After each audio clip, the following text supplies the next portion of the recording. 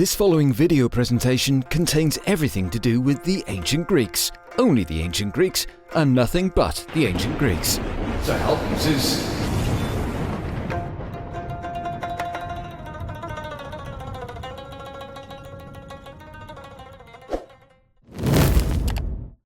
In ancient Greece, sport was deeply intertwined with religious festivals, and athletic competitions held in places like Olympia and Delphi were considered sacred events. The most famous of these games were the Olympic Games, held every 4 years in Olympia and dedicated to top god Zeus. Now, back then, it was totally normal to head on down to your local gym completely butt naked. And competing at the Olympics was no different. Running with everything dangling around in the breeze was all part of the experience for both athletes and spectators. And indeed, the most successful athletes achieved immense fame and honor. Hero worshipped, their names were recorded in historical records and poems, and of course this resulted in lots of privileges and benefits in their hometowns. Being so admired for their physical prowess, they were proper sports celebrities. And because of this, it opened up another lucrative avenue for them. They sold their sweat. Yeah, you heard that right. They sold their sweat. Starstruck admirers would quite literally throw their money around for the scraped-off skin remnants and sweat of their favorite athletes. Apparently, this was all in the hope of absorbing the vitality and health associated with their heroes. And when mixed with certain oils, a bit like a weird, pongy cocktail, it was believed that it could relieve anything from muscle spasms and migraines. Something LeBron or Messi would do today, you think? Nah. Pyramids are one of the iconic structures of the ancient world. And let's be honest, we all immediately think of those amazing structures in Egypt, Mexico, and Peru. But have you ever heard of the pyramids of Greece? Now, ancient Greek history often stimulates meaningful debate, especially among, let's call them, competing connoisseurs of ancient history. And, well, let's just say they can't really agree on this. The Hellenicon. So the question is, were the Greeks building pyramids before the mighty Egyptians? Well, lovers of Egyptian history will probably scoff at such a remark. The trouble with the Hellenicon pyramid is that scholars of Greek antiquity have disputed its period and purpose. There's no agreement that the Hellenicon is actually a pyramid, yet fans of the archaeological site are absolutely convinced that it is. I mean, I'm no expert, but it certainly looks like one, doesn't it? I mean, what do you want from a pyramid? So to try and put a date to this triangular, pyramid-like structure, a team headed by a certain Ioannis Lyricich used a novel process called thermoluminescence dating, similar to carbon dating, but specifically designed for crystalline structures like stone. And according to the findings, the conclusion was that the pyramid was built around 3000 BC.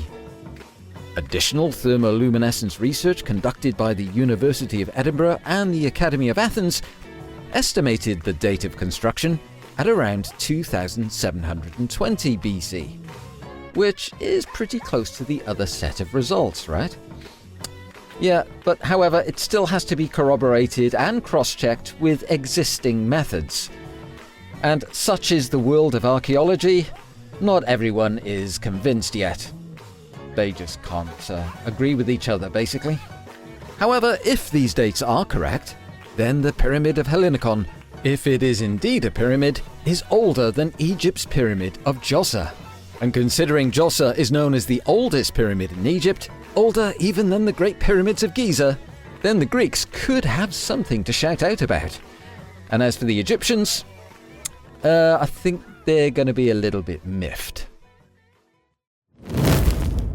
Homer, the brilliant author of two of the most influential pieces of literature in human history, the Iliad and the Odyssey.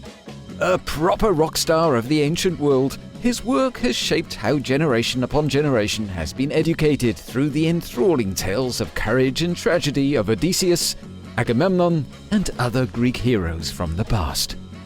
Some ancient scholars believe Homer to have been an eyewitness to the Trojan War, while others thought he had lived up to 500 years afterwards. And contemporary scholars continue to debate the date of the poems. A long history of oral transmission lies behind the composition of the poems, complicating the search for a precise date.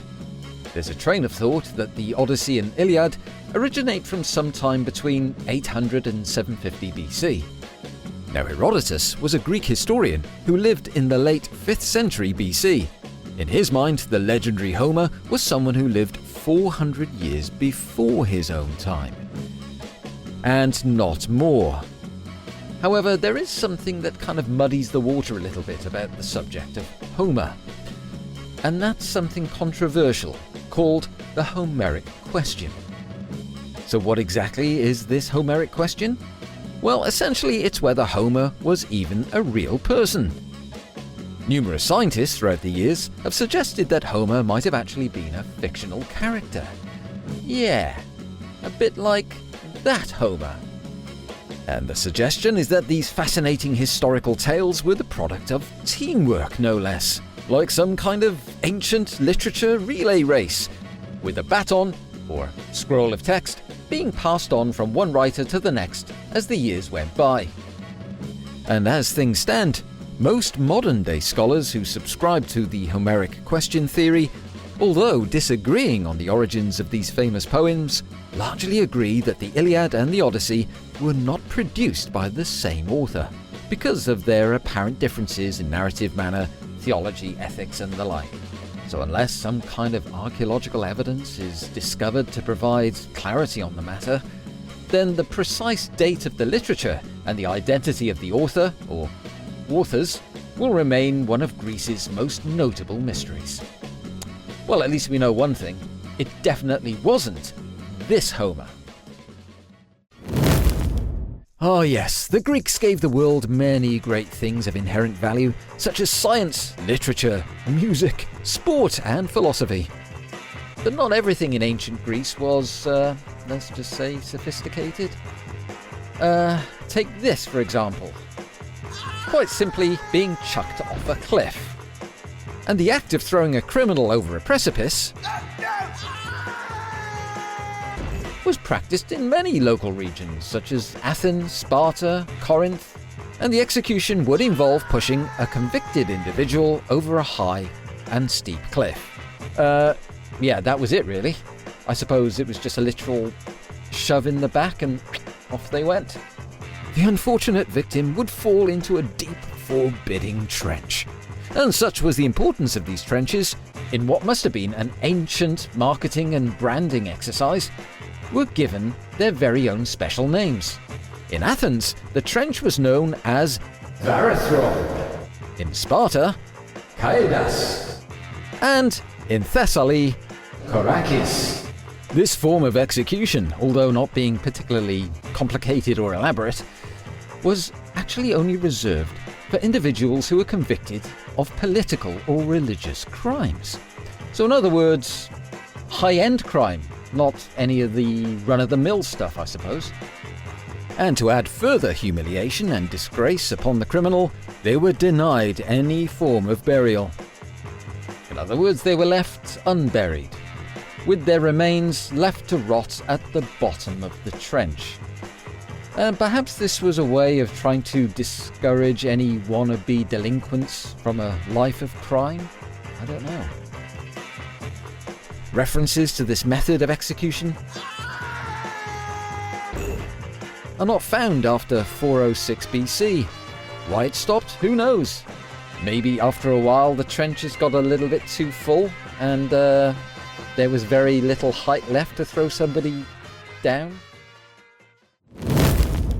Myths can be found in every country, era, and stage of civilization, but no one has ever come close to the storytelling expertise of the Greeks. Greek myths are unrivaled as sources of unbound imagination and edge-of-your-seat folklore. Perhaps one of the most famous and most often referred to Greek myths focuses on the story of the Minotaur. Or is that the Minotaur? I think it's the Minotaur. A fearsome creature with the body of a human and the head of a bull. According to legend, the Minotaur was the result of a cursed union between a human queen and a bull sent by the gods. The ruler of the Mediterranean island of Crete, King Minos, imprisoned the Minotaur in a vast maze known as the Labyrinth. Minos forced the people of the Greek city-state Athens to provide human sacrifices to the beast every 9 years. The tribute continued until Greek hero Theseus solved the labyrinth and killed the Minotaur. You remember the story. He used that ball of twine or whatever it was to not get lost in the labyrinth, and then I don't think it would have been that colour though. However, up to this day, excavations at the site of the ancient palace of Knossos have not revealed anything whatsoever to support the theory that a labyrinth had ever been constructed there. And scientists have basically said there's just no way a labyrinth was there because, well, there's no sign of one. However, recent research at a quarry near the Cretan city of Gortyna has raised hopes that the famous labyrinth might soon be discovered. So there you go. Who said that the story of the Minotaur was just a load of old bull?